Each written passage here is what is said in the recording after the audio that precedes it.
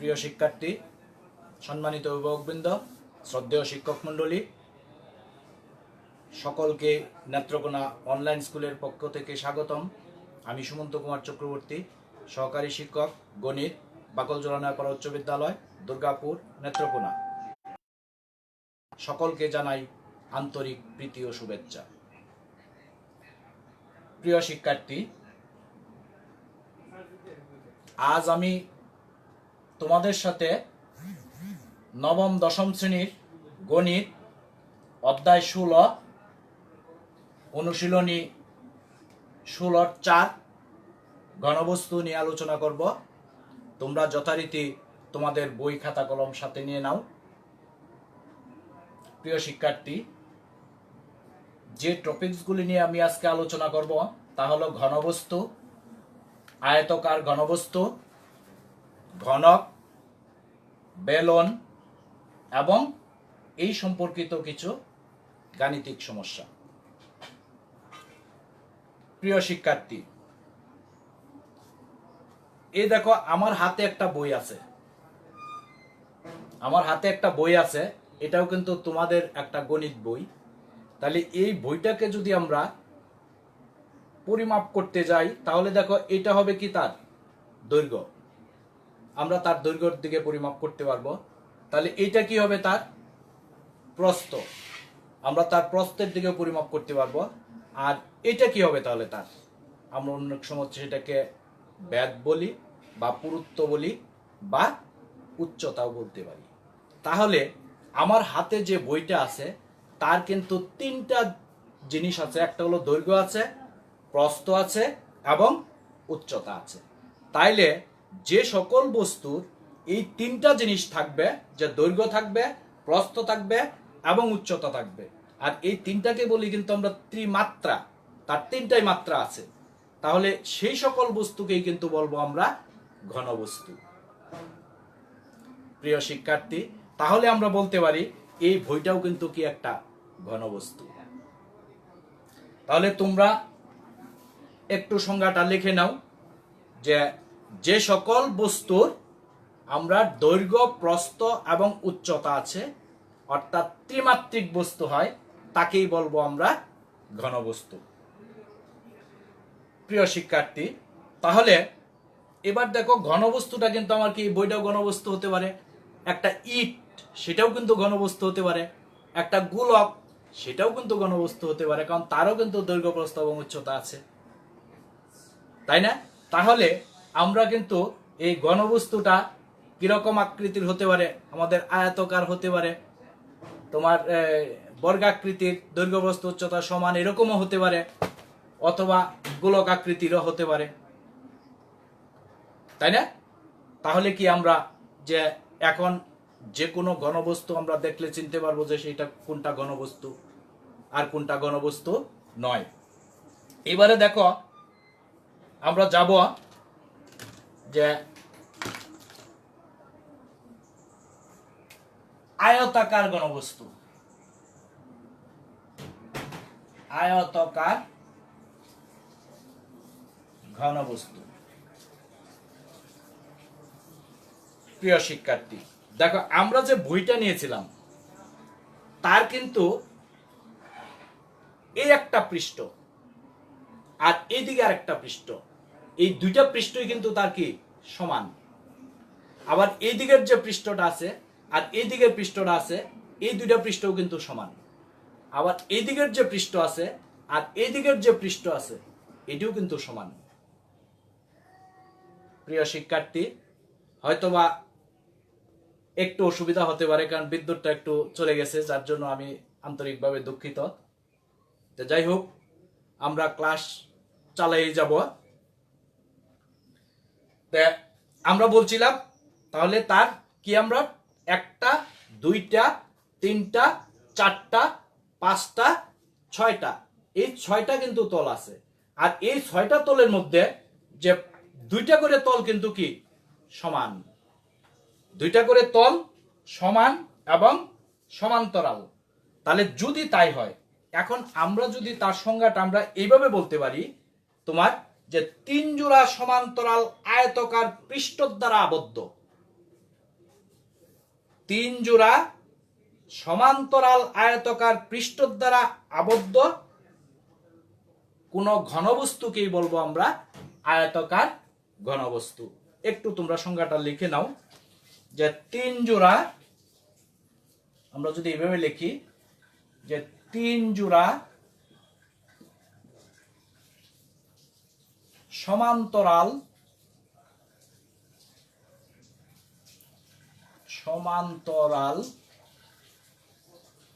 আয়তাকার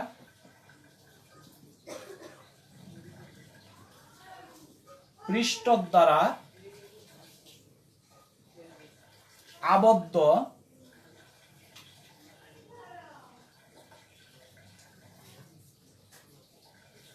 কোন ঘনবস্তুকে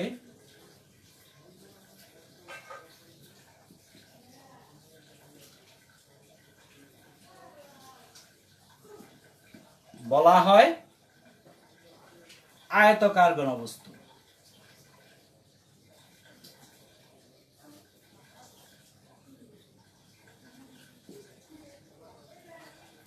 তাহলে প্রিয় শিক্ষার্থী, এবারে দেখো আমি আবার সংজ্ঞাটা একটু বলে দিচ্ছি যে তিন জোড়া সমান্তরাল আয়তাকার পৃষ্ঠ দ্বারা আবদ্ধ কোন ঘনবস্তুকেই বলা হয় আয়তাকার ঘনবস্তু। তাহলে এইবারে দেখো আমরা একটু তার চিত্রটা একটু এঁকে নেই, আমি মুছে দিই এটা, তার চিত্রটা কেমন হবে।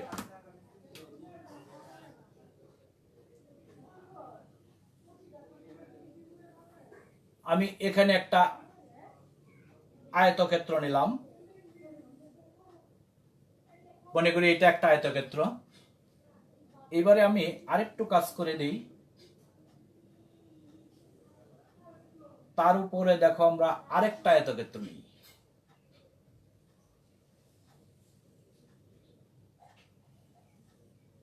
এটা আরেকটা আয়তক্ষেত্র নিলাম। এবারে দেখো আমি এই কোণাটা যোগ করে দেই, এবার এই কোণাটা যোগ করে দেই, এই কোণাটা যোগ করে দেই, এই কোণাটা যোগ করে দিই। এইবারে দেখো আমার কিরকম একটা চিত্র হয়েছে। যে চিত্রটা হয়ে গেছে এটাকেই কিন্তু বলবো আমরা আয়তাকার ঘনবস্তু। তাহলে যদি এটা হয় আমি তার একটু নাম দিয়ে দিই। ধরো এটা ধরে নিই আমি এ, এটা ধরে নিলাম আমি বি, এটা সি, এটা ডি, এটা ই, এফ, জি, এইচ। এই হলো আমাদের কি, আমরা A B C D E F G H, এই আমরা একটা কি নিলাম আয়তাকার ঘনবস্তু। এই আয়তাকার ঘনবস্তুর এটা হবে মনে করো তার দৈর্ঘ্য, দৈর্ঘ্যটাকে আমি ধরে নিলাম এ, এটা হলো কি তার প্রস্থ, প্রস্থটাকে আমি ধরে নেই বি, আর এইটুকু হবে কিন্তু তার উচ্চতা, উচ্চতাটাকে আমি ধরে নিলাম সি। প্রিয় শিক্ষার্থী, তাহলে একটু লক্ষ্য করো আমরা এখানে কিন্তু কি পাইছি যে A B C D E F G H একটা আয়তক্ষেত্র, যার দৈর্ঘ্য সিডি সমান এ, প্রস্থ এডি সমান বি এবং উচ্চতা ডিএইচ সমান সি। তাহলে আমরা এগুলি একটু লিখে নিব, তোমরা লিখে নাও যে চিত্রে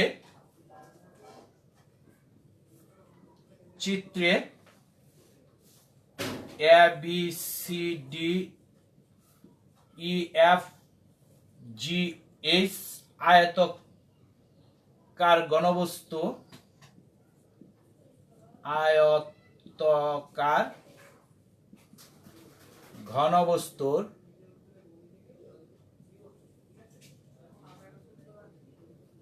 দৈর্ঘ্য, তাহলে দৈর্ঘ্যটা আমরা কি বলছি সিডি সমান এ একক,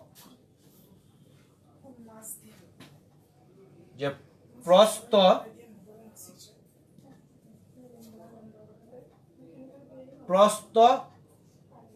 এডি সমান বি একক এবং উচ্চতা কি হবে আমার ডিএইচ সমান সি একক।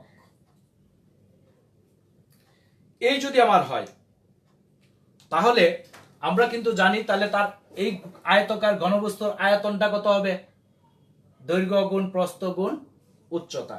তাহলে আমরা লিখতে পারি তার জন্য সূত্র আয়তকার ঘনবস্তুর আয়তন, আয়তকার ঘনবস্তুর আয়তন কত হবে, এ বি সি ঘন একক। আমরা এটা পেয়ে গেলাম। এবারে দেখো এখানে আমরা কি আছে, তার তল কিন্তু 6টা, আর 6টা তলের প্রত্যেক 2টা করে কি সমান। তাহলে একটার ক্ষেত্রফল আমরা যদি এই এ বি সি ডি এই তলটার ক্ষেত্রফল কত হবে, দৈর্ঘ্য গুণ প্রস্থ, তার মানে এ বি। তো এরকম ক্ষেত্রফল কটা হবে, 2টা। আবার যদি আমরা যে দেখো এইটা এই তলটা নেই, যে এ ই এইচ ডি এই তলটা যদি আমরা নেই তাহলে তার ক্ষেত্রফল হবে কি বিসি। এরকম তল এই যে আরেকটা, 2টা। এবারে যদি আমরা এই সি ডি এইচ জি এই তলটা নেই তাহলে তার ক্ষেত্রফল হবে সিএ। এরকম তলও কিন্তু 2টা। তাহলে আমরা এই সমগ্র তলের ক্ষেত্রফলটা আমরা কিভাবে নিতে পারি, দেখো আমরা যদি বলি যে আয়তকার ঘনবস্তুর সমগ্র তলের ক্ষেত্রফল, সমগ্র তলের ক্ষেত্রফল কি হবে, আমরা 2 into A B plus BC plus CA. এটা কিন্তু কি হবে, আমরা বর্গ একক, কারণ ক্ষেত্রফল হবে বর্গ একক, দৈর্ঘ্য গুণ প্রস্থ। প্রিয় শিক্ষার্থী, এবারে দেখো আমরা তার কর্ণের দৈর্ঘ্য, এখানে কর্ণের দৈর্ঘ্য কিন্তু আমরা তার যে 3টা মাত্রা আছে, 3টা মাত্রার বর্গের সমষ্টির বর্গমূলটা হবে তার কর্ণ। দেখো আমি উপরে একটু মুছে দেই,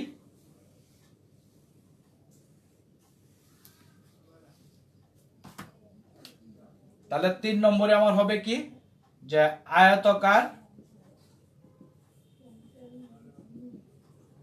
ঘনবস্তুর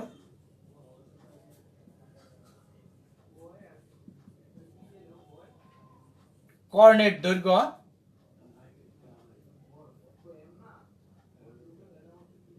কি হবে, যে root over A square plus B square plus C square. এটা কি হবে, একক। এটা হবে আমাদের একক। তাহলে এই কিন্তু ছিল আমাদের আয়তকার ঘনবস্তুর নির্ধারিত। আমরা 3টা সূত্র আমরা পেতে পারি, তার আয়তন বের করতে পারি, তার কর্ণের দৈর্ঘ্য বের করতে পারি, এবং তার সমগ্র তলের ক্ষেত্রফল আমরা নির্ণয় করতে পারি। প্রিয় শিক্ষার্থী, আমার মনে হয় এটা তোমাদের উঠানো হয়ে গেছে। আমি একটু মুছে দিলাম।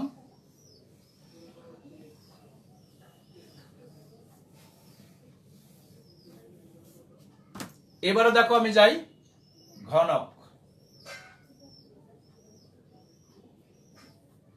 তাহলে এটাও কিন্তু আমরা একটা ঘনবস্তু। তাহলে যে ঘনবস্তুর আমরা দৈর্ঘ্য প্রস্থ এবং উচ্চতা সমান তাকেই কিন্তু বলবো আমরা ঘনক। 3টা মাত্রাই তার হবে কি সমান। তাহলে সংজ্ঞাটা আমরা কি লিখবো, যে যে সকল ঘনবস্তুর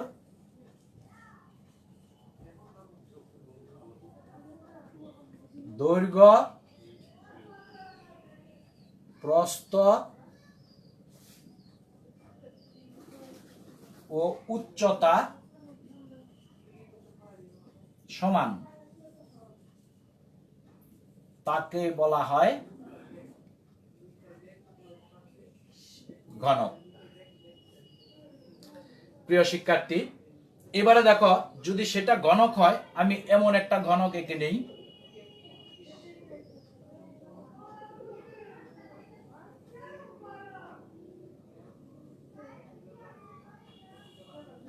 এটা মনে করো আমরা একটা বর্গক্ষেত্র নিলাম যার চারটা বাহু কি সমান।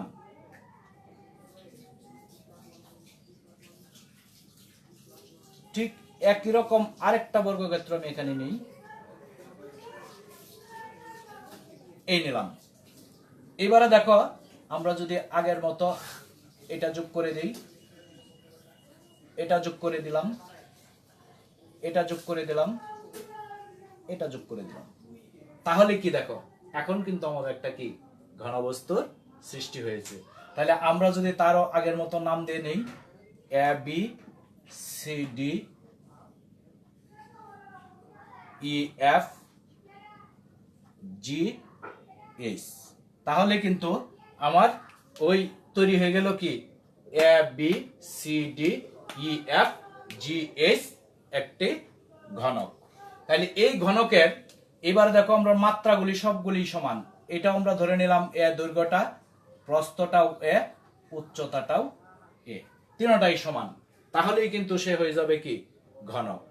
তাইলে এই ক্ষেত্রে দেখো এবারে আমরা তার সূত্রগুলি কি পাবো, যে ঘনকের আয়তন, ঘনকের আয়তন কত হবে, তাহলে এ গুণ এ গুণ এ, এটা কি ঘন একক। তাইলে এইবারে আমরা তিনটা যদি আমরা গুণ করে দিই তাহলে কত হয়ে যায়, এ কিউব ঘন একক। তাহলে আমরা তার আয়তন পেয়ে গেলাম কত, এ কিউব ঘন একক। এবারে দেখো আমরা যদি যাই ঘনকের সমগ্র তলের ক্ষেত্রফল,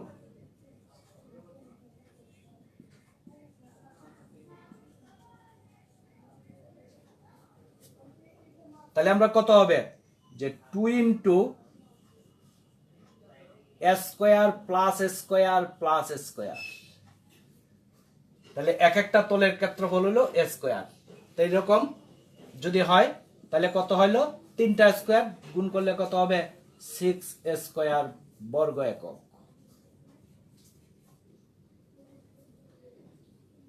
প্রিয় শিক্ষার্থী, এবারে দেখো আমরা তার কর্ণের দৈর্ঘ্যটা কিভাবে বের করব। আমি উপরে একটু মুছে দিই,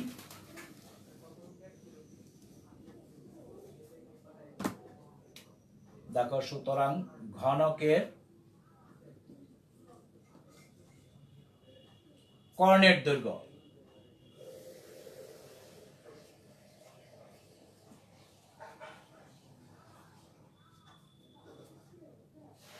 কত হবে, যে root over A square plus square plus square, তার মানে রুট ওভার 3 স্কোয়ার। এবার এটাকে যদি আমরা বাইরে নিয়ে আসি তাহলে আমরা কি লিখতে পারি, যে রুট 3 এ, এটা হয়ে যাবে কি একক। এই কিন্তু আমরা পেয়ে গেলাম কি, আমরা ঘনকের জন্য যে তিনটা সূত্র, আয়তন বের করতে পারবো, সমগ্র তলের ক্ষেত্রফল বের করতে পারবো এবং তার কর্ণের দৈর্ঘ্য বের করতে পারবো। প্রিয় শিক্ষার্থী, এবারে দেখো আমরা, তাহলে এটা নিশ্চয়ই তোমাদের হয়ে গেছে, আমি মুছে দেই।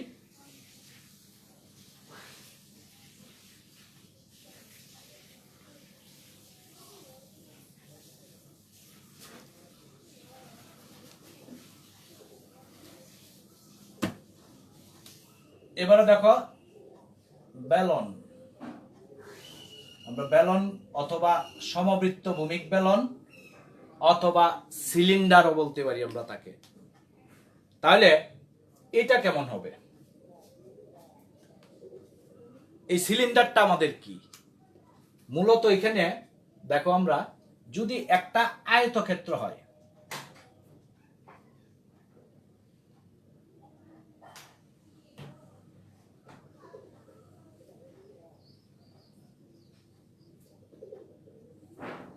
এরকম মনে করি আমরা একটা আয়তক্ষেত্র, এই একটা আয়তক্ষেত্রের এই একটাকে আমরা অক্ষ ধরে, একটা বাহুকে আমরা যদি অক্ষ ধরে এই আয়তক্ষেত্রটাকে সম্পূর্ণটা একবার ঘুরাই আনলে যে তোমার ঘনবস্তুর সৃষ্টি হবে তাকেই কিন্তু বলবো আমরা বেলন। অর্থাৎ আমরা কিভাবে কাজটা করব দেখো, তাহলে এটাকে যদি আমরা ঘুরায় নেই,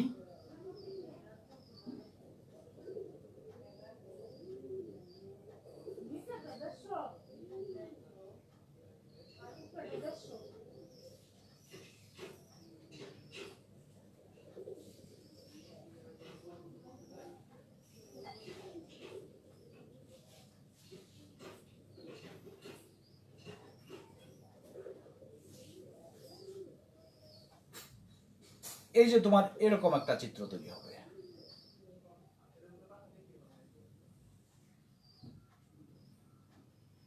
আমরা যোগ করে দিলাম।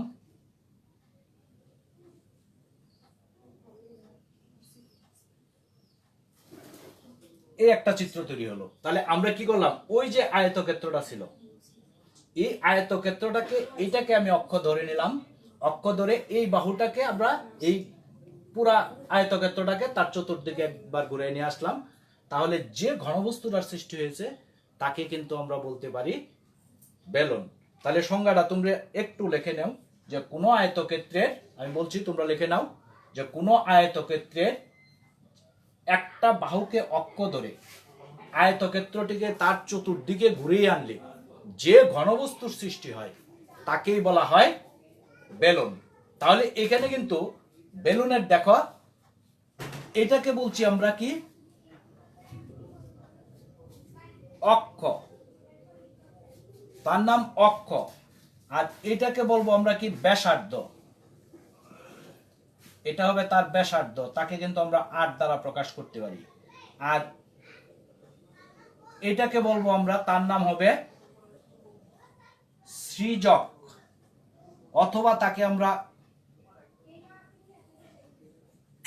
উৎপাদক রেখাও বলতে পারি।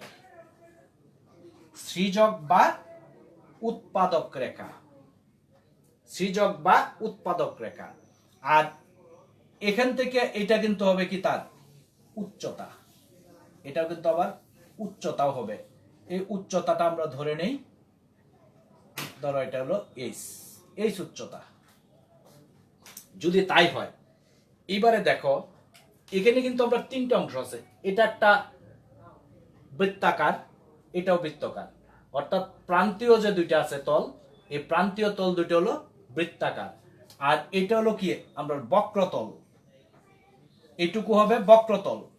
যদি আমরা আলাদা করে দিই, কেটে নিয়ে আসি, তাহলে এটা একটা বৃত্তাকার, এটাও বৃত্তাকার, এটা হবে বক্রতল। আর এই সম্পূর্ণ তলের ক্ষেত্রফল বা পৃষ্ঠতলের ক্ষেত্রফল তখন হবে আমরা সম্পূর্ণটা আমরা পেতে পারি। তাহলে এই ক্ষেত্রে দেখো, আমরা যদি তার সূত্রগুলা নেই, তাহলে বেলনের ভূমির ক্ষেত্রফল কত হবে, ভূমি যদি আমরা এটাকে ধরি, যে বেলনের ভূমির ক্ষেত্রফল, বৃত্তের ক্ষেত্রফল যেটা পাই আর স্কয়ার বর্গ একক, এখানে 8টা হলো ব্যাসার্ধ, পাই আর স্কয়ার বর্গ একক। তাহলে এবার দেখো, আমরা যদি বক্র পৃষ্ঠের ক্ষেত্রফল হয়, যে বাঁকানো পৃষ্ঠটা, এটার ক্ষেত্রফলটা হইলে কত হবে, যে বক্র পৃষ্ঠের ক্ষেত্রফল,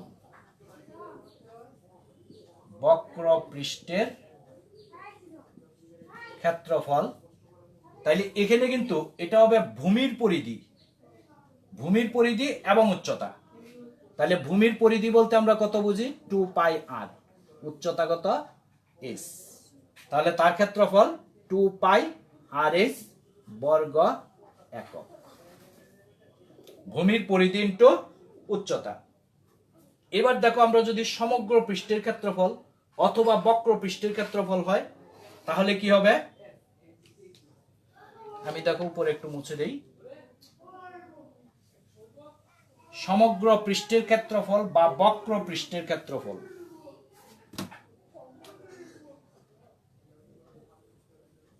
সমগ্র পৃষ্ঠের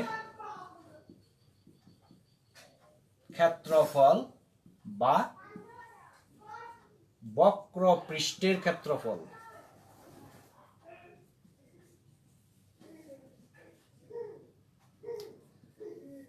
তাইলে এখানে দেখো আমরা বৃত্তাকার কটা আছে দুইটা, তার মানে 2 পাই আর স্কয়ার প্লাস এই বক্র পৃষ্ঠের ক্ষেত্রফলটা 2 পাই আর এস, এই দুইটা মিলে কিন্তু আমাদের কি হবে যে সমগ্র পৃষ্ঠের ক্ষেত্রফল বা বক্র পৃষ্ঠের ক্ষেত্রফল। সমগ্র পৃষ্ঠের ক্ষেত্রফল বা বক্র তলের ক্ষেত্রফল, কিন্তু এটা শুধু পৃষ্ঠটা না, পৃষ্ঠেরটা তো আমরা এইটুকু, বক্র তলের ক্ষেত্রফল।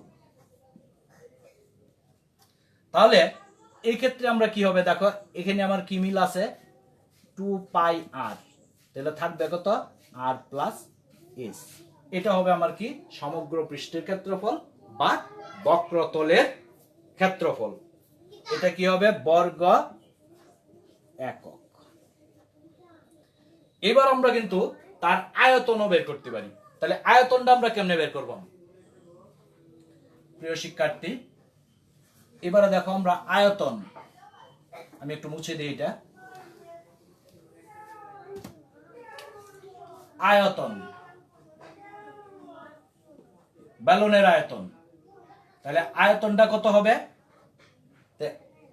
আয়তনটা হবে ভূমির ক্ষেত্রফল ইনটু উচ্চতা, অর্থাৎ পাই আর স্কয়ার হলো ভূমির ক্ষেত্রফল, উচ্চতা হলো এস, তাহলে তার আয়তন পাই আর স্কয়ার এস। এত কি হবে? এটা ঘন একক। প্রিয় শিক্ষার্থী, এই ছিল কিন্তু আমাদের এই আয়তাকার ঘনবস্তু, ঘনক এবং বেলন সম্পর্কিত সাধারণ সূত্র। আমরা এইগুলি প্রয়োগ করে আমরা ওই 16-4 অনুশীলনীর যতগুলো অঙ্ক আছে সবগুলি কিন্তু আমরা করতে পারবো। এবারে দেখো আমি দুই একটা গাণিতিক সমস্যা একটু যাই, যদিও বা তোমাদের অসুবিধা হচ্ছে হয়তো বা দেখতে, কারণ বিদ্যুৎটা কিন্তু এখনো নাই, বিদ্যুৎ বিহীন অবস্থায় কিন্তু আমি ক্লাস চালিয়ে যাচ্ছি। দেখো যদি এমন কোনো সমস্যা থাকে যে একটি ঘনক আকৃতির বস্তুর একটি ঘনক আকৃতি বস্তুর পৃষ্ঠতলের ক্ষেত্রফল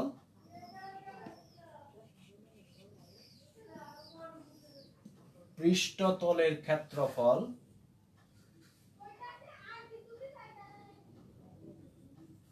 2400 বর্গ সেন্টিমিটার,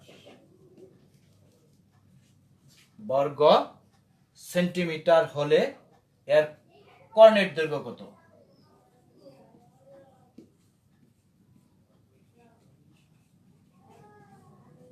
কর্ণের দৈর্ঘ্য কত? প্রিয় শিক্ষার্থী, এবারে দেখো ওই সমস্যাটার আমরা কিভাবে সমাধান করতে পারি। তাহলে এখানে আমরা এই কর্ণের ঘনকের কর্ণের আমরা একটা ধার ধরতে হবে, যে মনে করি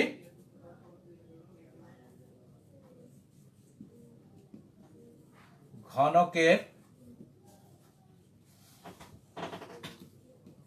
কর্ণের ধার ইজ ইকুয়াল টু, আমরা ধরে নিলাম এ,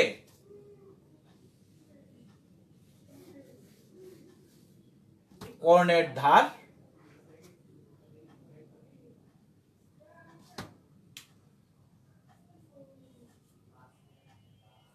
এ সেন্টিমিটার।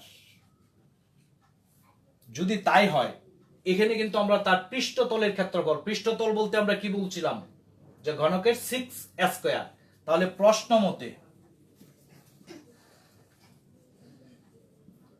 মতে আমি নিতে পারি যে 6 স্কয়ার ইজ ইকুয়াল টু 2400। তাহলে বা এই ক্ষেত্রে যদি আমি এই স্কয়ার ইজ ইকুয়াল টু কত হবে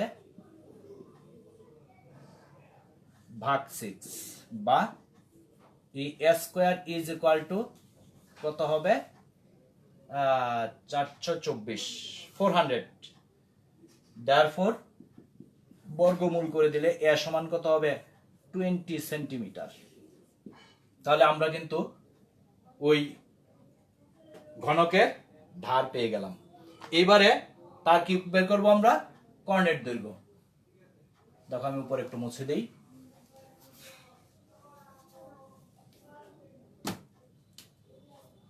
সুতরাং এই ঘনকের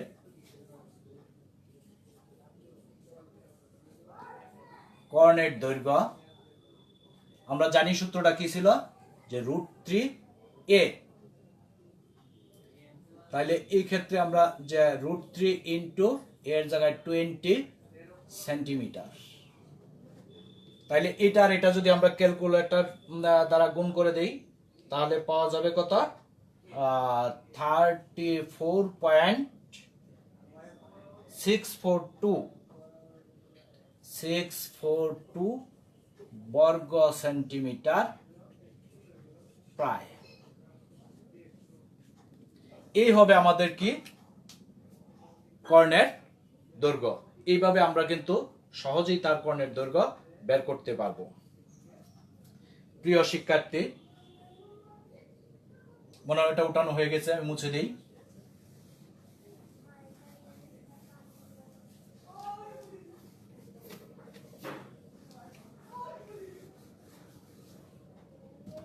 দেখো আমি আরেকটা গুরুত্বপূর্ণ সমস্যা যাই তোমাদের, যে 3টি ধাতব গণকের ধার যথাক্রমে যদি এমন হয় যে 3টি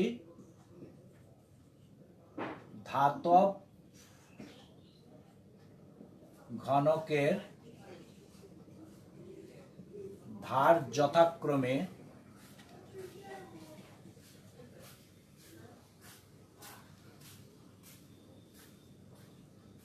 3 সেন্টিমিটার, 4 সেন্টিমিটার ও 5 সেন্টিমিটার, 3 সেন্টিমিটার,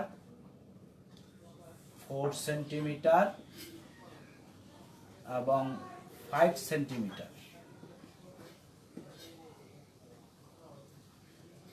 যদি তাই হয় যে ঘনক তিনটিকে গলিয়ে একটি নতুন ঘনক তিনটিকে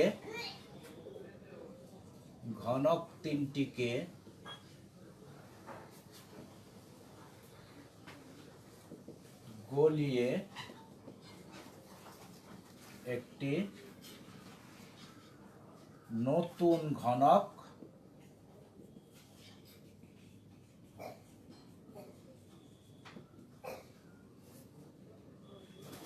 তৈরি করা হলো, তাহলে নতুন ঘনকের সম্পূর্ণ পৃষ্ঠের ক্ষেত্রফল, নতুন ঘনকের সম্পূর্ণ পৃষ্ঠের ক্ষেত্রফল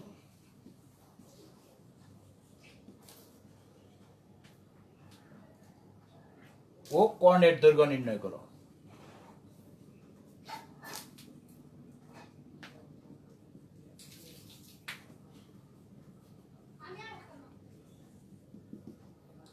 প্রিয় শিক্ষার্থী, এবারে দেখো আমরা তার সমাধানটা কিভাবে করব। তাইলে এটার ক্ষেত্রে আমরা কিন্তু ধরে নেই যে, মনে করি নতুন ঘনকের ধার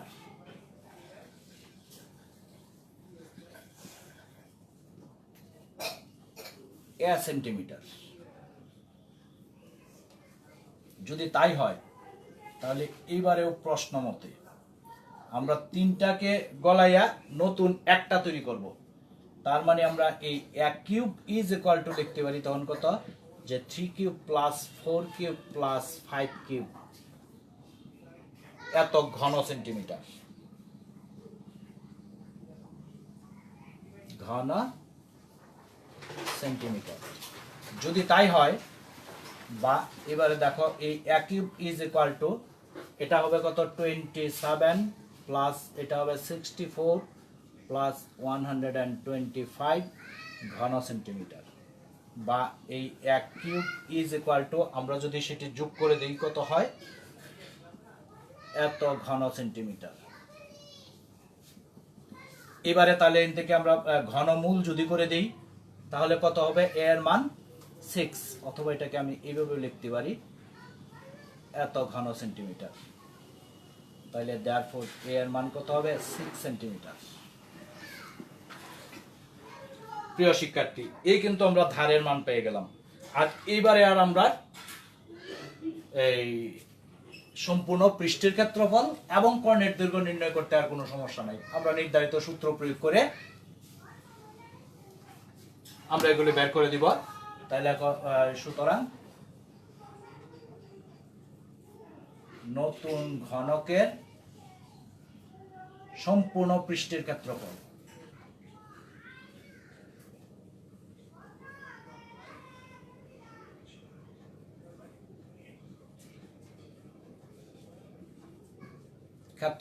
সূত্রটা আমার কি ছিল? 6 স্কয়ার। 6 ইন্টু a এর জায়গায় আমরা কত পাইছিলাম? 6 স্কয়ার, এত হবে বর্গ সেন্টিমিটার। ইজ ইকুয়াল টু, আমরা যদি এটা ক্যালকুলেশন করি তাহলে কত হবে? 216 বর্গ সেন্টিমিটার। এই পেয়ে গেলাম আমরা কি? নতুন ঘনকের সম্পূর্ণ পৃষ্ঠের ক্ষেত্রফল। এবার প্রয়োজন আমার কি? কর্ণের দৈর্ঘ্য। তাহলে লেখা হচ্ছে সুতরাং নতুন ঘনকের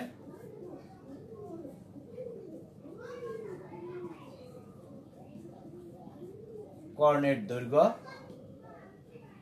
কত ছিল? আমরা √3a। তাহলে is equal to √3 into a এর জায়গায় কত আছে? 6। তাহলে আমরা যদি এটা ক্যালকুলেশন করি ক্যালকুলেটর দ্বারা, তাহলে কত পাওয়া যাবে? ক্যালকুলেটর দ্বারা যদি আমরা কাজটা করি, 10.39 সেন্টিমিটার প্রায়। এই কিন্তু আমরা পেয়ে গেলাম নতুন ঘনকের কর্ণের দৈর্ঘ্য, আর এটা হলো কি? সম্পূর্ণ পৃষ্ঠের ক্ষেত্রফল। প্রিয় শিক্ষার্থী, তাহলে এইভাবে আমরা কি করব? ওই সূত্রগুলি প্রয়োগ করে আমরা এই অনুসরণের সমস্যাগুলির সমাধান করতে চেষ্টা করব। তোমরা বাড়িতে থেকে এটি চেষ্টা করবা, করতে পারো কিনা। তারপরেও যদি আরো কোনো সমস্যা থাকে, আমি পরবর্তী ক্লাসে আবারও এটা নিয়ে আলোচনা করব।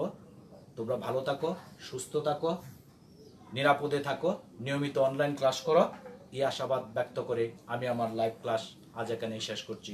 ধন্যবাদ সকলকে।